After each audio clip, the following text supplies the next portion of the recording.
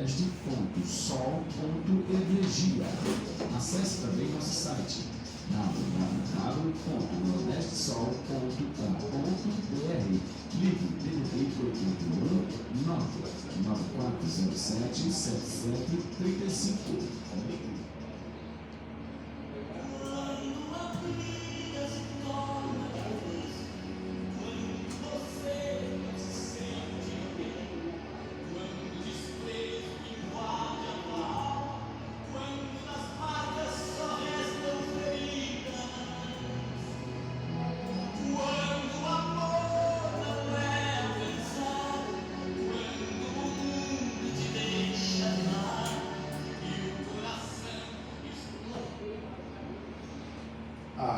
Paz do Senhor Jesus a todos os queridos ouvintes da Rádio TV Purim. Estamos mais uma vez, mais uma semana abençoada, agradecendo a Deus pelas ricas bênçãos. Estamos a transmitir nesta noite um assunto bastante polêmico, que quase que na sua totalidade não é pregado em muitos templos e muitas igrejas. Hoje nós estaremos falando sobre a existência do inferno e a sua eternidade. Um assunto que quase que não, até alguns teólogos hoje já não crê e descarta totalmente o assunto. Mas nós não temos nada com teólogo, nem com medrosos de falar a palavra de Deus. Nós temos negócio com Deus, com a verdade da sua palavra.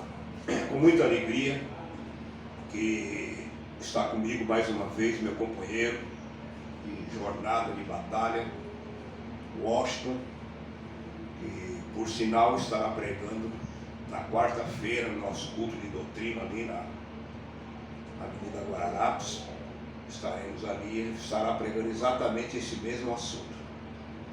Eu quero passar para o nosso querido diácono Washington, para ele ler o texto que se encontra em São Mateus capítulo 10, versículo 28, e já fazer a nossa primeira oração, iniciando esse debate não, esse podcast, né, essa troca de ideia. Estamos aqui nessa noite, para a glória de Deus. Paz do Senhor para todos os ouvintes da Rádio TV Purim. É motivo de grande alegria estarmos mais uma vez nessa programação, agradecendo a Deus por mais essa bela oportunidade que Ele tem nos dado. E é motivo de grande alegria estar também aqui com meu amigo pastor Altair José, e louvando a Deus por essa programação que tem alcançado vidas. E o nosso intuito aqui é trazer esclarecimentos acerca de assuntos diversos. E hoje nós vamos falar um assunto bastante polêmico, pois algumas igrejas, ou a maioria delas, não tem pregado mais como deve, né, esse assunto. Mas nós estamos aqui para examinar essa doutrina tão pertinente hoje, que nós precisamos voltar a ensiná-la novamente. Queremos ler aqui o texto no capítulo 10, versículo 28 de Mateus, que diz assim: E não temais os que matam o corpo e não podem matar a alma. Temei antes aquele que pode fazer perecer no inferno a alma e o corpo. A alma e o corpo. Vamos orar nesse momento, em nome de Jesus, para que Deus continue abençoando a Rádio TV Purim, aqui a Igreja Primitiva, que Deus continue abençoando esta obra, o pastor Norberto, nosso querido Joaquim, que o Senhor continue abençoando grandemente esta obra. Assim oremos. Querido e eterno Deus, Pai e nosso Salvador Jesus Cristo, estamos aqui, Senhor, novamente nesta programação, e a Bíblia responde aqui na Rádio TV Purim. Deus continua abençoando poderosamente a Igreja Primitiva aqui, Senhor. Continua abençoando esta obra social. Meu filho, pastor Esdra Norberto, que está na frente. Deus continua abençoando todos os teus servos que participam, que têm contribuído com esta obra. É verdade. Deus continua abençoando grandemente esta casa de recuperação. Pai bendito, nós te louvamos por todas as beneficências que tu tem feito em nossas vidas. Ajuda cada um de nós, abençoa a tua igreja, em nome de Jesus. Amém. Queridos irmãos, nós vamos iniciar já falando, já desmistificando um assunto que eu já ouvi mais de uma vez pregadores eloquentes, ensinadores, teólogos até, fazer uma afirmação que não é verídica, não é verdade. E dizer que Jesus falou mais sobre o inferno do que sobre o céu. Não é verdade isso, né, Washington? Queria que você comentasse um pouquinho sobre isso aí. Você acha muito entusiasmo, achar que as pessoas não têm capacidade de pesquisar e ver que não é verídico isso? Já ouvi realmente alguns pregadores falando sobre isso, baseado em alguns livros de teologia, até mesmo pregações de alguns pastores que pregam. Mas quando nós vamos analisar as Escrituras, a gente vê que Jesus, embora ele falou da realidade do inferno, mas ele falava mais com relação à questão do arrependimento, da pessoa se arrepender. Claro que efetivamente ele demonstrava que existia esse lugar, que é um lugar que hoje a maioria tem negado, como o pastor bem pontuou no início. Tem até algumas teologias, como a teologia liberal, tem até alguns teólogos que estão negando hoje essa questão da existência desse lugar. Uma boa parte diz que não é literal, é um lugar metafórico, que Jesus na verdade não estava falando de um estado, mas sim em termos figurativos. Mas quando nós vamos analisar as Escrituras, a gente vê que Jesus, ele falara sim sobre o inferno.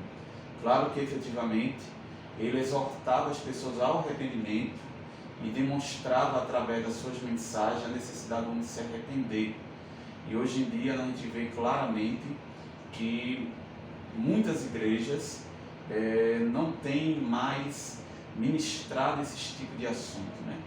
Esse tipo de assunto como o inferno, juízo final, arrebatamento, são assuntos que normalmente, que raramente, na verdade, raramente a gente tem visto hoje nos púlpitos da igreja. Então Jesus, ele falava do inferno sim, mas ele falava mais na questão do arrependimento, das pessoas se arrependerem. Você acha que o motivo pelo qual os pastores, os pregadores não gostam de pregar sobre esse assunto é devido à comodidade de achar que afasta os membros da igreja ou eles mesmos não são simpáticos ao assunto? A gente vê que isso é um assunto que traz alguns questionamentos, traz também alguns desconfortos, e tem alguns pastores que não entram nesse assunto porque na visão de alguns deles, claro, não de todos, mas de alguns, que não é uma mensagem que vai atrair a massa, que vai atrair as pessoas. A gente vê hoje que o Evangelho ele tem sido muito relativado, e isso é muito perigoso, relativo ao Evangelho, e a gente vê que poucas igrejas hoje têm pregado o Evangelho como ele deveria, como está desde o início na igreja primitiva. Então hoje alguns pastores não querem mais ministrar esses assuntos porque eles têm medo das pessoas não gostar do assunto, ficar incomodado, achar muito pesado, porque infelizmente hoje existe uma noção na sociedade, também dentro da igreja, de que Deus é apenas amor, que Deus é apenas bondade, que Deus é um ser bondoso. Então essa noção de que existe um lugar de tormento, eles dizem que é uma noção que foi influenciada pela questão medieval, é uma noção que foi influenciada pelas crenças pagãs.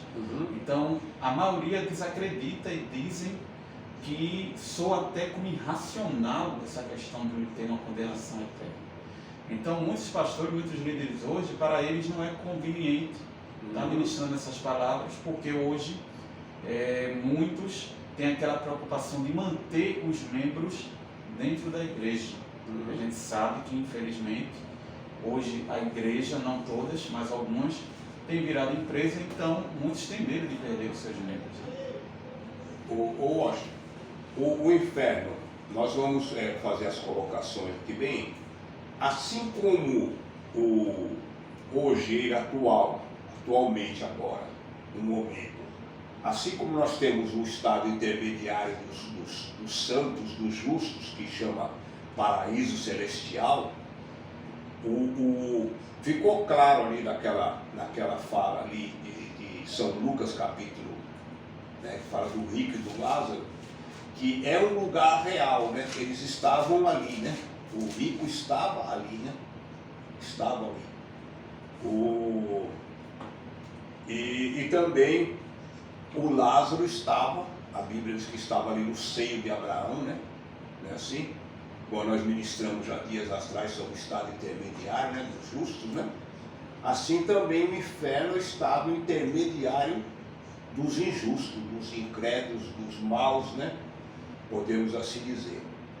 É um lugar real que foi feito, não foi feito para o homem. A ideia de Deus não era fazer o inferno para o homem, né? Todavia o homem vai lá devido ao seu mau procedimento, o seu afastamento de Deus, né? Nós vamos falar mais adiante.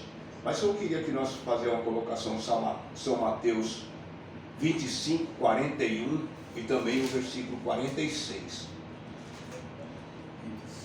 São Mateus 25, 41. Então dirá também ao que estiver em sua esquerda: apartai-vos de mim, malditos, para o fogo eterno, preparado para o diabo e seus anjos. E o 46 também. E irão estes para o tormento eterno, mas o justo para a vida eterna. Então, nós estamos a fala que eu quero iniciar aqui falando é sobre preparado, né? Preparado, quer dizer que na antiguidade, não podemos afirmar em que época que aconteceu, não existia o inferno. Era um local que foi preparado depois. Concorda comigo? Exatamente. Quando você acha que foi feita essa preparação do inferno? Um lugar que foi inaugurado, preparado. O texto já está dizendo, né? Para quem que foi, né? Mas quando que foi isso aí? A Bíblia, ela não fala o momento exato que foi criado. Até porque o inferno, esse lugar é um lugar espiritual, que ele foi criado por Deus, porque foi Deus quem criou, Deus é o criador de todas as coisas. Ele criou para punir os anjos que se rebelaram contra ele antes da criação do homem, né? Porque a gente já até teve um podcast sobre a questão do estado intermediário, e a gente falou sobre a origem do pecado. A gente vê que quando houve a queda, certamente que Deus criou esse lugar para punir o diabo juntamente com os anjos caídos. Claro que mais para frente a gente vai falar a questão de alguns anjos estar presos, outros anjos Deus permitir que estão soltos, Deus permite que estão soltos. Mas este lugar foi preparado para o diabo e os anjos caídos. Ele não foi feito para o homem. Deus não criou para o homem. Até porque que quando Deus criou o homem, colocou o homem no jardim do Éden, se o homem não tivesse pecado, ele ia viver eternamente se alimentando da árvore da vida. Como ele pecou, como ele escolheu desobedecer a Deus, então ele correu no mesmo erro do diabo, de Satanás. Mas, a princípio, o inferno não foi criado para o homem. Ele foi preparado para o diabo e seus anjos. Claro que nós vamos aqui mostrar que existe a questão do estado intermediário, que é um lugar de tormento, não deixa de ser, e existe o inferno, que é o lago de fogo, que é depois do juízo final. São duas coisas diferentes. Uhum. Embora a pessoa, quando morre sem Cristo, quando morre em desobediência, vá para esse lugar de tormento, é fato, a pessoa estará sendo atormentada. Claro que vai ter algumas igrejas, até religiões que negam, que dizem que não existe consciência pós-morte, vão negar, vão dizer que não existe, porque na verdade a maioria dessas pessoas elas não querem ver Deus dessa forma, só querem ver Deus como amor e se esquecem dos outros atributos de Deus. Uhum. Então é o mesmo entendimento, né? Estado intermediário dos santos, né? Que chamado paraíso, e aquilo que a Bíblia já chama logo direto de inferno, né? Ali na parábola do rico e do Lázaro, já fala de diretamente inferno ali, né? E fui para o inferno. O interessante, existem certas religiões que, não admitindo esses textos que nós estamos colocando aí bem claro, eles não admitem a existência eterna. Eles até admitem um castigo para o ímpio, né? Para os injustos, para aqueles que se afastaram de Deus, só que eles não acreditam na eternidade, né? É sobre isso que nós vamos falar agora, lá em São Marcos capítulo 9, versículo 43 e até o 48, que é quase que o mesmo, até uma repetição, né? Só muda um pouquinho aí o assunto. São Marcos capítulo 9, Versículo 43. Então eles acreditam que a pessoa vai ter um castigo, os ímpios vão ter um castigo por um determinado do tempo, depois vai ter aquilo que eles chamam de aniquilanismo, né? Que a pessoa é aniquilado, e eles pegam um texto lá parece que 2 Pedro, né? Que não ficará ramo, né? Então eles acreditam que vai chegar um tempo que Deus vai exterminar totalmente. Você não acha muito cômodo, Austin, esse negócio, essa ideia, esse pensamento com uma pessoa que é pecadora? Olha, eu posso pecar à vontade, depois eu passo por um determinado castigo, por um determinado tempo, e depois eu sou exterminado, eu sou apagado da existência. Você não acha muito cômodo? Eu queria que você comentasse isso aí, já lendo já o versículo aí. Vamos ler aqui o texto, né? Versículo 43. E se a tua mão te escandalizar, corta. Melhor é para ti entrares na vida aleijado, do que tendo duas mãos e ir para o inferno, para o fogo que nunca se apaga, onde o seu bicho não morre e o fogo nunca se apaga. E se o teu pé te escandalizar, corta-o. Melhor é para ti entrar exposto na vida do que tendo dois pés serem lançados no inferno, no fogo que nunca se apaga, onde o seu bicho não morre e o fogo nunca se apaga. E se o teu olho te escandalizar, lança-o fora.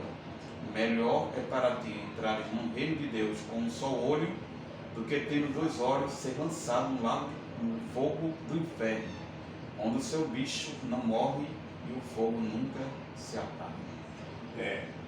Existe uma simbologia aí dentro desse versículo a respeito do arrancar, né?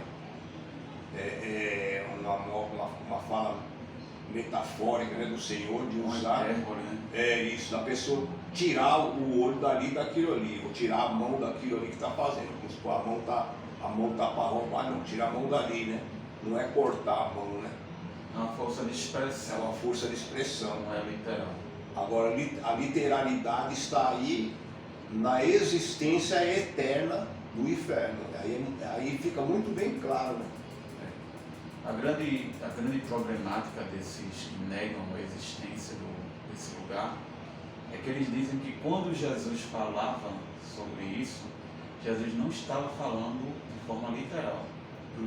Eles até negam aquela questão lá da parábola, né? Que eles dizem que aquilo ali era uma parábola, não era uma história. Não era real. Jesus contou uma parábola, algo figurativo, que ele não estava falando de forma literal. Era somente para ilustrar. Só para ilustrar. Só que quando nós analisamos essa passagem, a gente vai ver que o próprio verbo existir, quando ele fala, havia um homem, seria o verbo existir. Jesus, ele não tomou uma passagem que não era literal. Ele tomou algo que realmente tinha acontecido para falar uma verdade espiritual. Então, a maioria dos que negam a existência desse lugar, eles dizem que Jesus falara de forma metafórica, não é literal. Por quê? Existe aqueles pensamentos, a questão do aniquilacionismo, apesar que tem algumas igrejas que acreditam em um lugar de tormento, onde a pessoa vai ser atormentada, mas depois ela vai ser exterminada, vai deixar de existir. Porque eles dizem que a presença dessas pessoas no estado eterno iria configurar como se fosse uma falha na questão de Deus restaurar todas as coisas. Eles confundem muito, eles misturam tudo. Porque o fato de ter um lugar ali onde o ímpio, o pecador, vai ser punido, porque se Deus não tivesse um lugar onde ele fosse punir essas pessoas que cometem crimes, que transgridem a lei de Deus, não haveria justiça no universo. Deus não seria um Deus justo. Nós temos que entender que Deus, desde o princípio da criação, quando Ele criou o homem, quando Ele criou os anjos, quando Ele criou o homem, Deus estabeleceu as suas leis, os seus preceitos, e ao quebrar essas leis, pelo livre-arbítrio do homem e dos anjos, haveria uma consequência. Então, se nós partimos da premissa de que esse lugar é um lugar transitório, ou esse lugar é metafórico, então nós vamos encorajar as pessoas, os pecadores, a cometerem pecados. A continuar no pecado. A continuar pecando, a continuar desobedecendo a Deus, porque eles vão pecar, vai ficar por isso mesmo, não vai ter justiça, Deus não vai cobrar, não vai acontecer nada. Então, onde está a justiça de Deus? É aí que entra a questão. Porque o atributo de amor é citado. Eles gostam, não, Deus é amor. Deus é amor, Deus não vai fazer isso, porque isso é irracional. Mas eles se esquecem que Deus é amor, mas Deus é justiça. Eles se esquecem que nós devemos considerar a bondade de Deus, devemos considerar a severidade de Deus. Romanos 11:22, Paulo diz, considere a bondade de Deus e considere a severidade de Deus. Mas o grande problema é que as pessoas não querem considerar a severidade de Deus, querem considerar a bondade de Deus apenas. Então a gente vê que esse lugar, no próprio Jesus fala aqui do fogo que não se apaga, ele é um fogo espiritual, em uma realidade literal. É literal e o fogo é espiritual. Não é um fogo comparado com o fogo material que consome, né? Que queima, não, que destrói. Né? Não é o fogo que nós conhecemos, mas ele é um fogo que causa dor, que causa sofrimento. É algo espiritual, que vai atingir o lado espiritual do homem, a alma ou o espírito.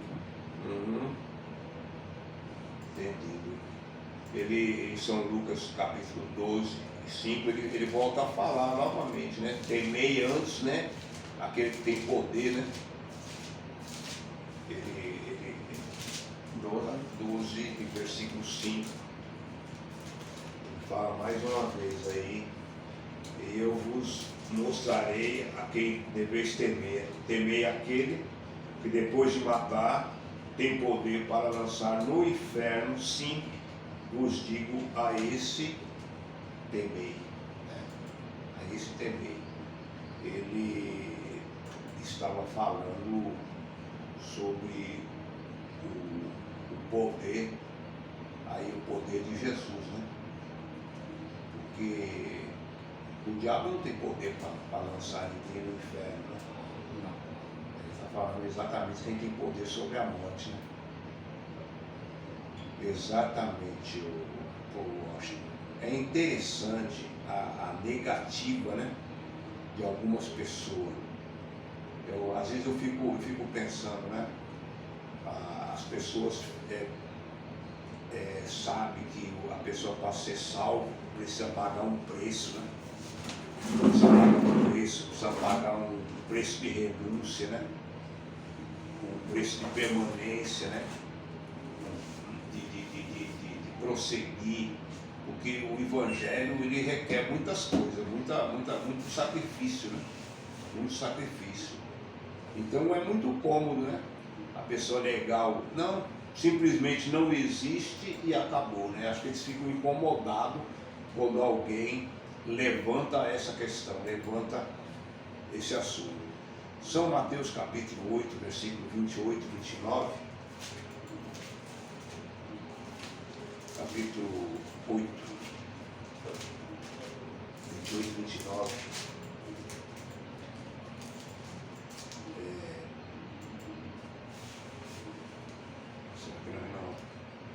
Aí fala do gadareno, né? Quando Jesus chega ali naquele local onde viviam os gadarenos, né? Aqui São Mateus fala de 2, né? São Lucas fala de 1, né? E eu gostaria que você lesse aí o texto. Versículo 29, né? 28 e 29. E tendo chegado à outra margem, a província dos Gadarenos, saíram-lhe ao encontro 2 endemoniados vindos dos sepulcros.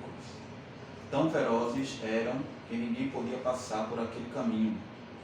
E eis que clamaram, dizendo: que temos nós contigo, Jesus, Filho de Deus? Vieste aqui atormentar-nos antes do tempo? Esse antes do tempo, Washington, como você vê esse antes do tempo?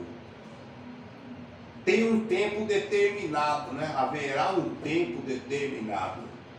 Porque, segundo Efésios capítulo 6, versículo 10, Jesus, ali Paulo, ele dá uma advertência, né?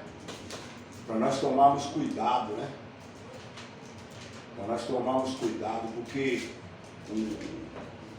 é um outro assunto que as pessoas também não gostam de comentar, é sobre o mundo espiritual da maldade, né? As potestades, os principados, o reino espiritual que impera no mundo. Os demônios estão soltos, né? É Tiago que fala, né? É Tiago ou Pedro que ele fala, buscando a quem possa tragar. É Pedro, né? Fala, busquei, capítulo 5. Ele fala, buscando a quem... Vive ao derredor, buscando a quem possa tragar. Então, este tempo é o tempo ainda que ele ainda está reinando, né? Que eles estão fazendo as barbaridades, tentando derrubar os crentes e tentando levar o ser humano para o inferno. Então, quando Jesus chega nele, ele fica assustado. Por que você veio aqui perturbar? Ele não gostou não, ele pegou no pé de Jesus, não foi? Aí, como é que você vê isso aí? Exatamente. Ele falou, né? Viesses atormentar-nos antes do tempo, porque até então eles viviam soltos, né? Naqueles 2 endemoniados, fazendo o que queria com eles. E eles não estavam no inferno propriamente dito, eles estavam fora daquela realidade. É claro que efetivamente a gente, quando parte da premissa de querer entender por que alguns Deus permite que fique solto, outros Deus prendeu, a gente pode partir da questão da gravidade e da maldade que cada um pode fazer. Porque a gente vê que tem alguns anjos caídos que Deus prendeu. São anjos ferozes, são anjos terríveis, e Deus não permitiu que ficassem vagando na terra.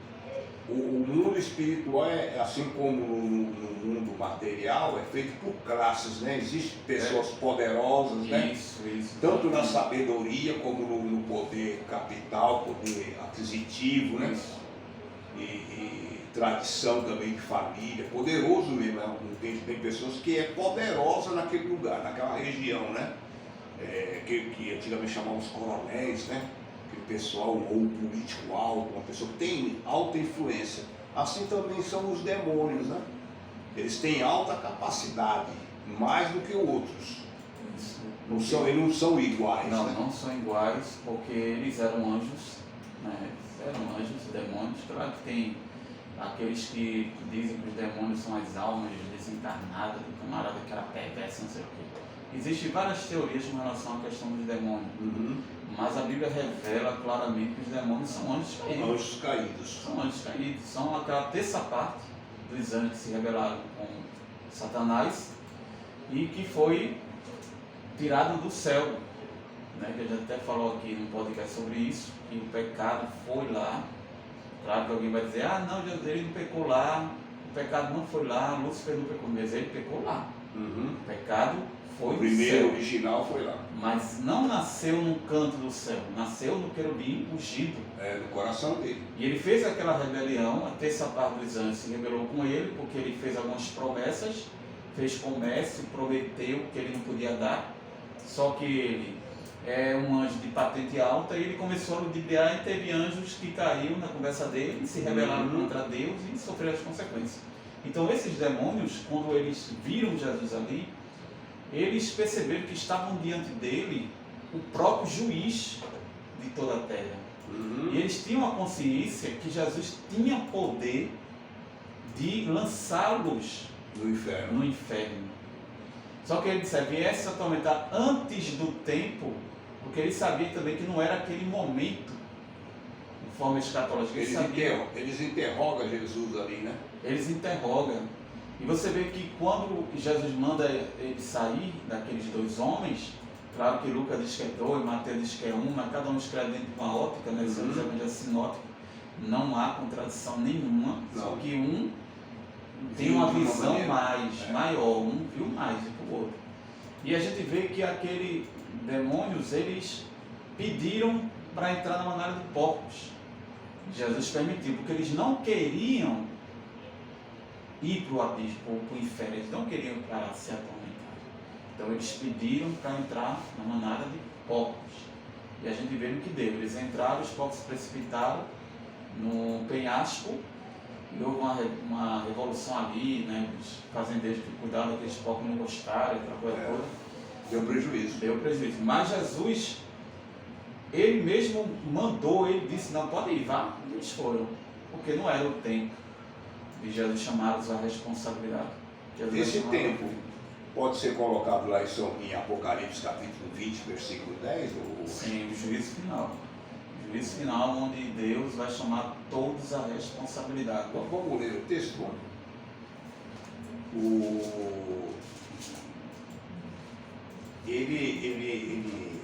O chefe, né, será preso.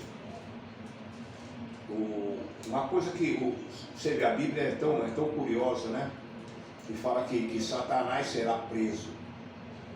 E como que você entende esse texto aí, naquele período ali do milênio, que durante 1000 anos ele ficará preso?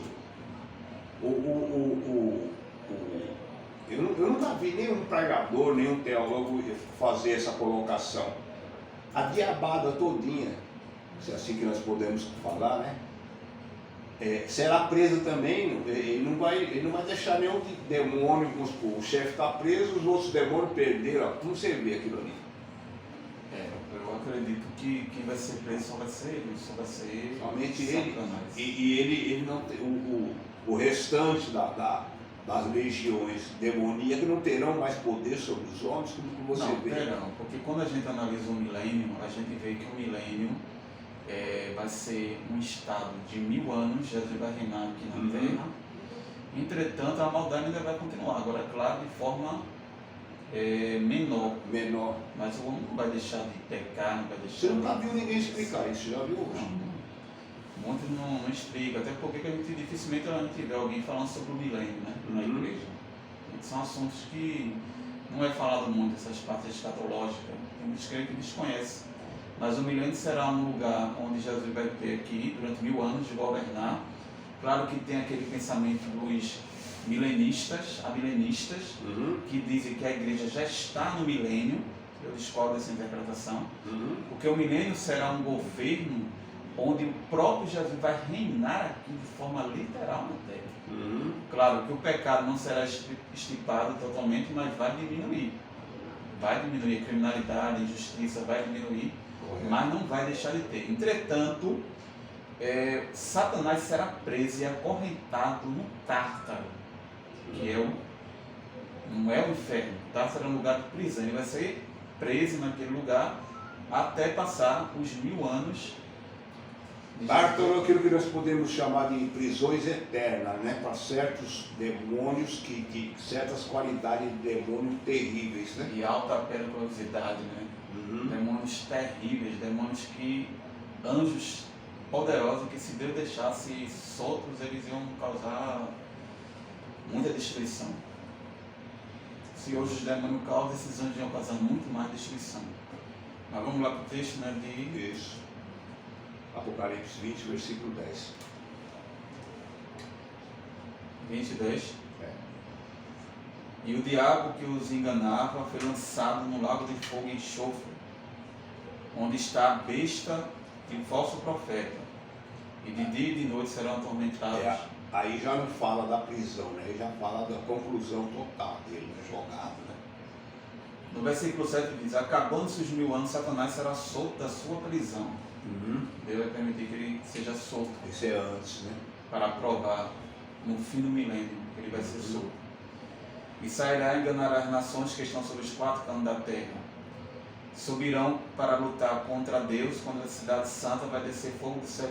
Vejam que ainda vai ter gente que vai se rebelar contra Deus nesse período. Depois de 1000 anos vivendo com Jesus, um reino de paz, com a própria presença do próprio Jesus, e ainda vai ter gente que vai se rebelar. Ainda vão ficar do lado do inimigo. Vão ficar do lado do inimigo. Difícil a natureza humana, hein? Vão se rebelar. Washington, queria que você repetisse novamente o 10 aí. O que nós estamos falando aí da eternidade do inferno. E o diabo que os enganava foi lançado no lago de fogo e enxofre, onde está a besta e o falso profeta, que foi lançado lá. Já tinham sido lançados. Antes do milênio. Já tinha passado 1000 anos. Eles já estavam lá, sendo atormentados no lago de fogo. Então, a doutrina do aniquilacionismo, ele cai por terra aqui, nesse texto. Quer dizer, e de dia e de noite serão atormentados para todo o sempre. O texto é claro. Não é uma coisa assim que é temporária, né? Não é temporário. Em nenhum lugar da Bíblia mostra a questão de ser temporário. A gente vê que nas passagens correlatas, quando fala lá do julgamento das nações, irão esses para a vida eterna, justos, e esses os ímpios para a perdição eterna. A mesma palavra eterno, para a vida eterna, e eterno para a perdição, são as mesmas palavras. As mesmas palavras. O que vai modificar é a situação. Uns vão para a vida eterna e os outros vão para a vergonha e desprezo eterno. Então, se a gente partir da premissa que a questão da vergonha e desprezo eterno é algo que é transitório, que não é para sempre, então da vida eterna também não vai ser para sempre, porque as duas palavras que são usadas aí.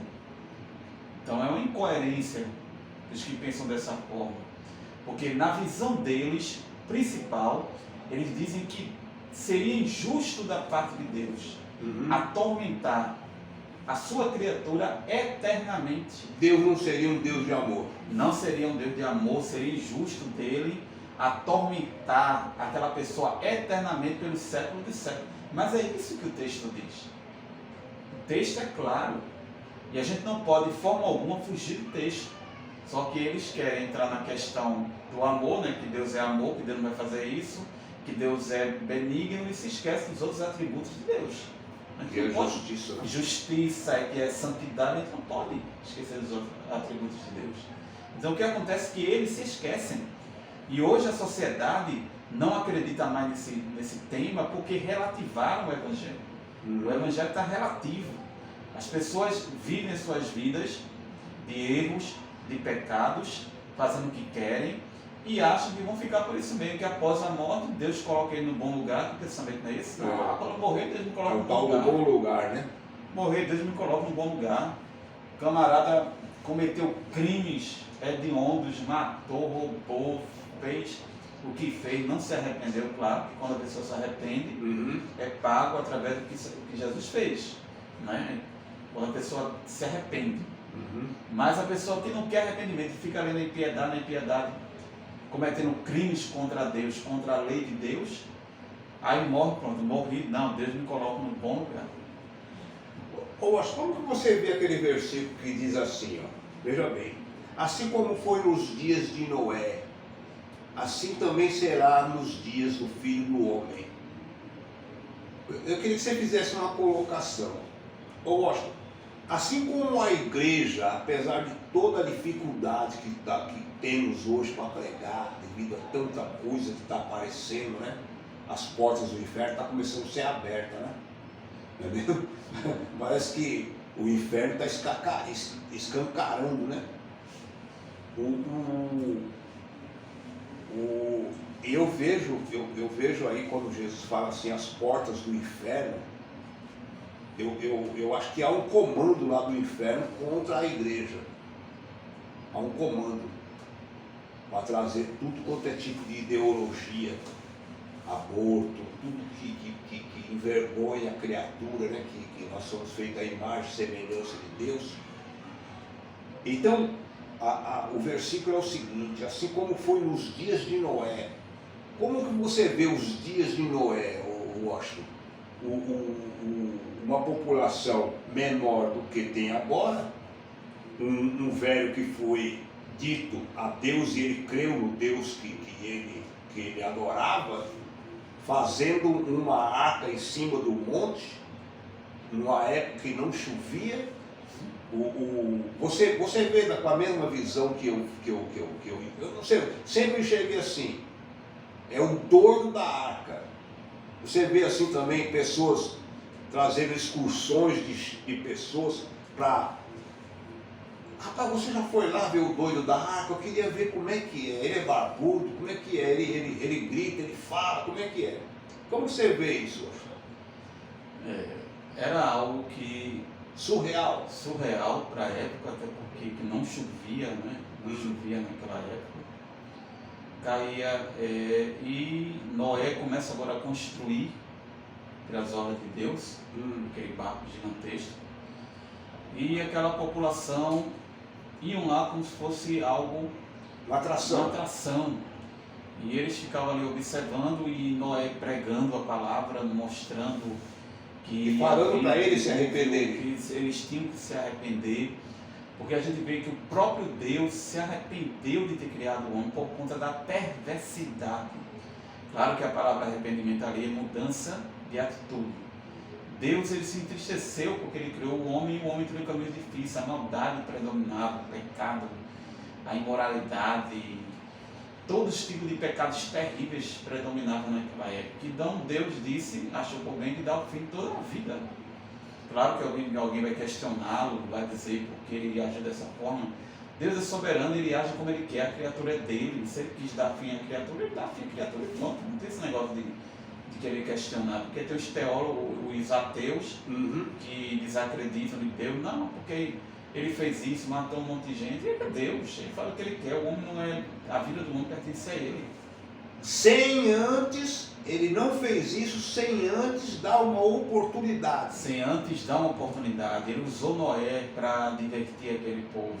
E não foi um período pequeno. Eu queria que você lesse aquele texto lá, acho que é em Pedro, acho que fala o pregador da justiça. 2 Pedro. Isso, queria que você fizesse essa colocação para nós, para ilustrar bem isso que nós estamos falando. E não perdoou, 2 Pedro 2:5. E não perdoou ao mundo antigo. Isso. Mas guardou a Noé, pregoeiro da justiça, com mais 7 pessoas, ao trazer o dilúvio sobre o mundo dos ímpios. Exatamente essa questão. Esses dias eu ouvi um menino interrogando que esse Deus que nós servimos não é um Deus de justiça. Como é que matar uma geração inteira e somente 8 pessoas tiveram direito a... Ele colocou como se fosse Aqueles 8 foram privilegiados, foram escolhidos, foram predestinados, foram, entendeu? Na conta de Deus, os caras, aqueles 8 ali eram melhores. Não havia nada de melhor ali, foi uma questão somente de obediência, né? Uma questão de obediência, e a gente vê que Deus não faz nada de forma aleatória. Deus agiu daquela forma porque foi necessário ele agir, porque a impiedade predominava, e Deus não poderia ter agido diferente. Porque a gente vê que antes de Deus ter trazido as águas do dilúvio, Deus usou Noé para falar da justiça dele, dos caminhos que eles tinham entrado, os caminhos tortuosos, e que Deus iria enviar as águas do dilúvio para destruir toda a carne. Só que Deus achou Noé o homem justo. No capítulo 6 de Gênesis, versículo 13, Deus diz assim: então disse Deus a Noé: o fim de toda a carne é vindo perante a minha face, porque a terra está cheia de violência. Eis que eu os desfarei com a terra. Você vê que Deus tomou essa decisão por conta da maldade que predominava naquela época. Deus não faz nada aleatório. Deus, quando ele pune o homem porque o homem merece ser punido. Deus não é um ser masoquista, Deus não é um ser que tem prazer em estar punindo ninguém, não. Quando Deus vai punir uma pessoa, Deus já tem falado com a pessoa, já tem advertido, já tem dito para a pessoa não fazer daquela forma. Mas o homem, ele persiste na maldade. Então foi isso que aconteceu. Então Deus trouxe as águas do dilúvio e destruiu toda aquela geração. E somente Noé foi salvo mais 7 pessoas. Eu achei lindo que você leu aí, pregoeiro da justiça. Quer dizer, ele além de ele fazer a arca, convidava as pessoas para o projeto de salvação, e ele pregava, né? Ele pregava que Deus tinha falado com ele. Eu acho isso muito maravilhoso, rapaz. É essa questão aí que eu falei para o menino que me interrogou. Eu falei, não, Deus não faz nada para estragar o nome dele, não. Deus não faz, não. Ele dá oportunidade. Ele dá oportunidade. Agora, a pessoa, por isso que fala assim, como nos dias, porque assim como nos dias de Noé, é os mesmos dias, né? É uma comparação. Os que não acreditaram naquele tempo não estão acreditando hoje também, né, Washington? Exatamente. Está dentro da igreja, está pecando, está prostituindo, está adulterando e acha que está tudo beleza. Hoje o evangelho tem sido relativado, isso é perigoso, porque demonstram para as pessoas de que Deus irá tolerar aquela situação. Então a visão que a sociedade tem tido hoje de Deus é também a igreja tem uma parcela de culpa, porque essas mensagens sobre o inferno, sobre o juízo final, não tem sido pregado como deveria nos púlpitos da igreja. Quando você vê que os pais da igreja, os apóstolos, Paulo, o próprio Jesus, ele falava, os pais da igreja, os grandes pregadores, Jonathan Edwards, tem um sermão mesmo, Pecadores na Mão de um Deus Irado, que ele prega, que as pessoas seguravam nos pilares do templo, quando ele pregou aquele sermão. Então hoje em dia, pregar uma mensagem como essa sobre o inferno, alguém dizer inferno, para que isso? Isso não existe. Porque o diabo... é antissocial, né? Isso aí não existe, não. Isso aí, Deus não é assim, não. Porque o diabo, o grande trunfo dele tem sido isso. Ele não fazer as pessoas acreditar que ele e o inferno também não existem. Não existe. Nenhum dos dois, né? Nenhum dos dois existe. E ele quer que as pessoas acreditem nisso e coloca na cabeça dos outros. Esse crente está doido. Esses dois do podcast estão doidos. Não existe isso não. O inferno não existe não. Porque o diabo ele não quer que ninguém acredite nisso. Porque ele sabe que existe, é um lugar, é um estado onde Deus vai punir todos aqueles que desobedecerem contra ele. O texto é claro, a Bíblia fala aqui no capítulo 3 de João, capítulo 3, e no versículo 3,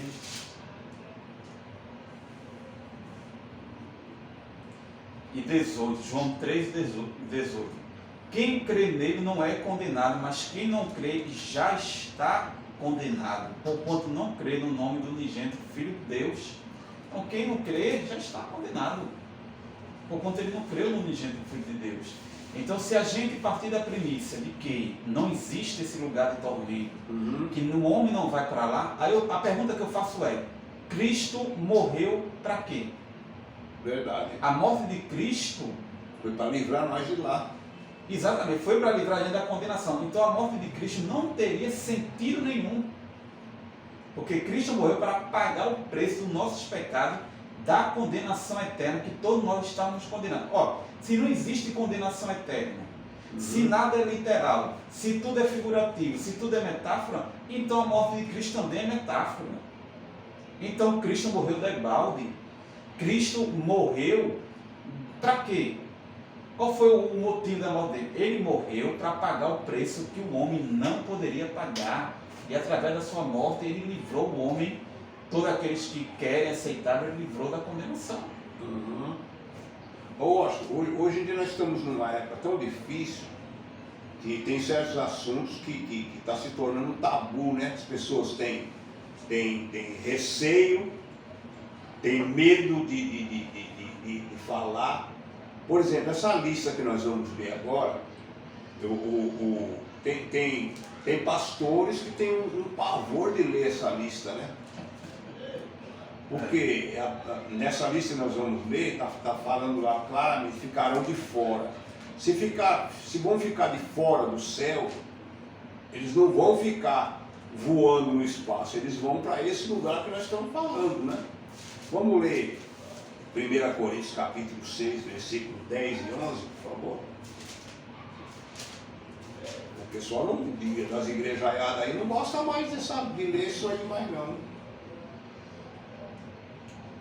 Vamos ler a partir do versículo... Já parece aquele papo de homofobia, de não sei o quê. Versículo 9. Não sabeis que os injustos não hão de herdar o reino de Deus. Não hão de herdar.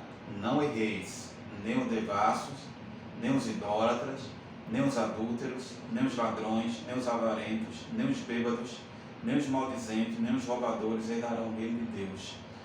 E é o que alguns têm sido, mas haveis sido lavados, mas haveis sido santificados, mas haveis sido justificados em nome do Senhor Jesus e pelo Espírito do nosso Deus. Ficaram de fora os bêbados, né? Ficaram de fora. Ficaram os efeminados, os ladrões, né? Uma lista grande aí, né? Nem os efeminados, nem os sodomitas, nem os ladrões, nem os avarentos, todos aqueles que cometem pecado contra Deus ficarão de fora, caso eles não se arrependam. A grande problemática hoje é que algumas pessoas no meio da igreja, no meio dos evangélicos, eles colocam determinados pecados como fosse algo terrível contra Deus, em contrapartida de outros. Essa é a grande problemática, que gera confusão, que gera revolta. Então, todos os pecados, independente qual seja a classificação dele, se ele é um pecado grave... Tem o pecadinho do colarinho branco, né? Você conhece o pecadinho do colarinho branco? Conhece? Não? Vou aprender hoje. O pecado do colarinho branco é aquele pecado que somente o pecador conhece, ele não fica visível, que é egoísmo, inveja, falta de amor, tá entendendo? Porque quando é adultério, ele fica escancarado, ele fica patente. Agora o pecadinho do colarinho branco, quem pode afirmar que determinado cristão dentro da igreja, com aquela bibrona debaixo do braço, ele está tendo inveja de alguém? Ele está sendo egoísta. É exatamente isso que você estava querendo colocar, né? Em contrapartida aos outros, né? Exatamente. Boa colocação, pastor. Contou bem isso aí. Porque hoje tem aquela questão da pessoa dar vazão mais a determinados pecados, né?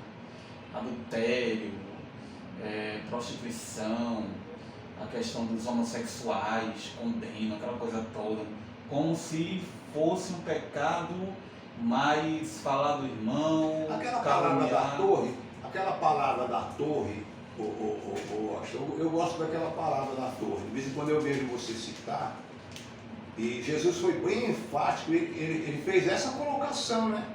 Porque os discípulos, os interlocutores deles achavam que nós estamos aqui, beleza, e aqueles lá tinha um pecado mais grave porque aconteceu aqueles infortúnios, né, contra eles. Eu gostaria que você lesse e ilustrasse isso aí para nós. Eu acho muito interessante isso aí. E naquele tempo, Lucas 13, naquele tempo estavam presentes ali alguns dos que lhe falavam dos galileus, cujo sangue Pilatos misturara com seus sacrifícios. E respondendo Jesus disse: cuidai vós que esses galileus foram mais pecadores que todos os galileus por terem padecido tais coisas. Não vos digo antes, se vos não se arrependeres, todos de igual modo perecereis. Todos de igual modo. Os que têm inveja, os que levantam falso testemunho, os que são egoístas. Porque eu vi um pastor pregando uma vez que o pior pecado é esse pecadinho aí, que eles chamam de raposinhas, né? A raposona todo mundo vê, a raposinha é perigosa. Não é? Ficou oculta. Só que Jesus, ele vê o interior do homem. Você vê quando ele fala na questão do adultério, ele diz assim: o visto que foi dito aos antigos, não cometeria adultério. Eu porém digo, qualquer que olhar Para uma mulher com intenção impura já cometeu adultério. Então Jesus, ele nivelou o mesmo nível. tudo ali. O mesmo nível. Então o que acontece? Muitas vezes tem esse pensamento equivocado dentro da igreja de querer fazer aquela divisão. Eita, fulano cometeu esse pecado, não, ele vai para o inferno, isso aqui. Mas só que qualquer pecado que não for confessado, o homem fica passivo de ser condenado. Porque o que vai livrar o homem da condenação é ele se arrepender. Seja qual for o pecado, adultério, roubo, homossexualismo, calúnia, qualquer tipo de pecado, se não for pedido perdão a Deus e a pessoa não se arrepender, a pessoa está buscar a santificação, né? Não é questão de julgar, de querer condenar ninguém, mas é as escrituras que demonstram isso.